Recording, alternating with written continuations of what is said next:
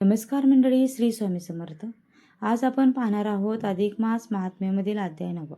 अधिक मासामध्ये जर आपण अधिक मासाची पोथी पठण किंवा श्रवण केली तर आपल्या आयुष्यातील दुःख, दारिद्र्य, गरिबी ही दूर होत असते. तसेच अधिक मासाचे पुण्यफळ देखील आपल्याला प्राप्त होत असते. त्यामुळे व्हिडिओ स्किप न करता अगदी शेवटपर्यंत नक्की पहा. श्री अधिक मास महात्म्य अध्याय 9. श्री गणेशाय नमः. नमो गणेशा श्री गणराया, वंदुनी मी तुझ्या पाया, चालविते असे पुढे कार्या या लेखन सेवेच्या.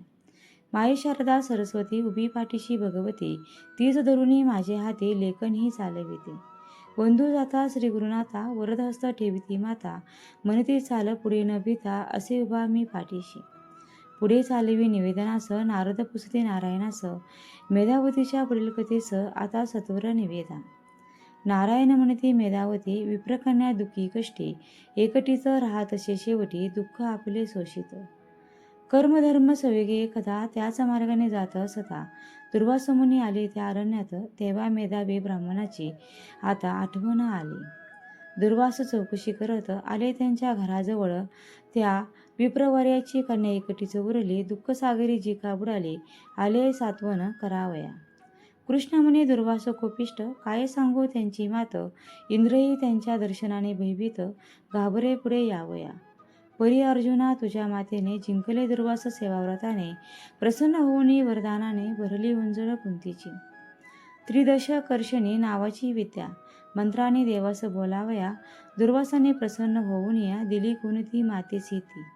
दुर्वास एके दिनी मजवरती, क्रोधावले मज सवेती, रुक्मिणी जोडती झाले रथास, अश्वापरी ते आम्हा उभया.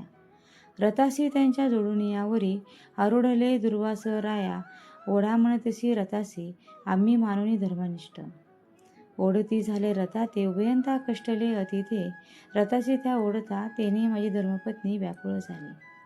तहानेने व्याकुळ होता पाणी पाणी, जीव माझा कळवळला, तो मी काय केले माते, अंगुष्ठानाने धरण दाबले. भोगवती नदी तिथे प्रकट केली क्षणात, त्या पाण्याने धार नेमकी पडली, ती रुक्मिणीच्या मुखात, जलप्राशन करून झाले, सुखी भार्या माझे जगात.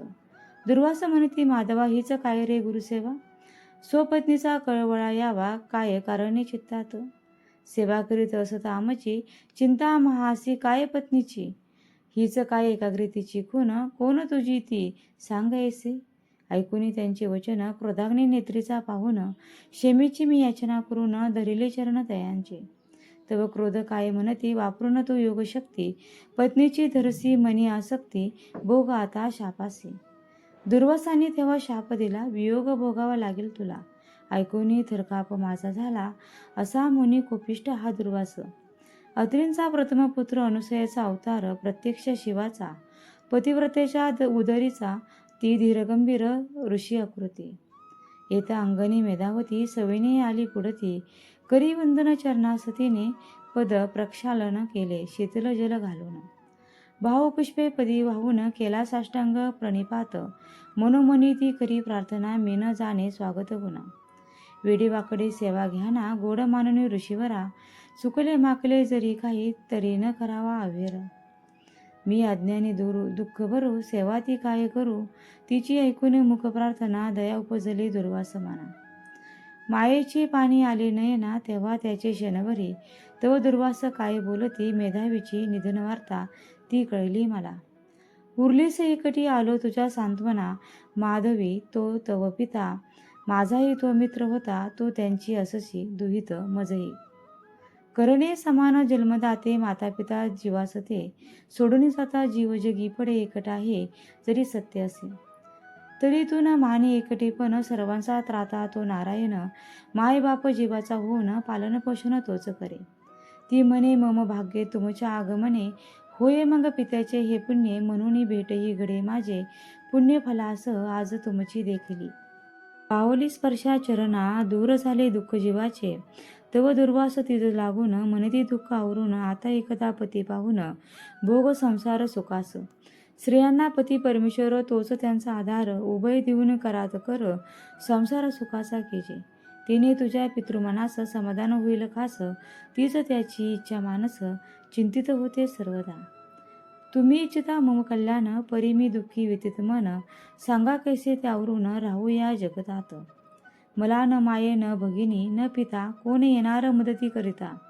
कोण निवारील माझी व्यथा, आधार कोण देणार आता? कोणाच्या मी आधारे, आयुष्य हे कंटू बरे, कोण मला तो सावरे, आपले इथे म्हणून. मी अबला मी दुःखी कष्टी, राहते इथे वनात एकटी, निद्राही नाही मला रात्री, भीती वाटते रात्रंदिन. दुःख माझे सांगू कोणास, कोण धावून येणार मदतीस, एकटेपण जीवास खावयास उठतसे, उपयोग काय ऐसे जगून. त्यापरी त्या मरणा कवटाळून, सोडवणूक जीवाची करून घ्यावी, ऐसे वाटतसे नैराश्य, निराशाचा घोर आता न सहावे अंधार. कोण आधार मज देणार, तारावया भवसागरी, तिची ऐकुनी करून वचने, दुर्वास व्यतीत झाले म्हणे. मनोमनी म्हणती हिचे कारणे, तरुणोपाय तो द्यावा, दुःख क्लेशाचे जेणे निवारण, ऐसा उपाय सांगून करू ते कल्याण. पुत्री समान तिज मानून, विचार करीत दुर्वास चिंतित, कैलासनाथ म्हणती देवा, शरणागत या जीवास उद्धारा. दुर्वास मेधावती लागून म्हणती, आता दुःख विसरून, मी सांगेन ते ध्यान देऊन, ऐकावे गा बाळे. तुझी ऐकून कहाणी, मित्रस्नेह माझे मनी, दया उपजली आहे अंतकरणी, सांगेन उत्तम उपाय.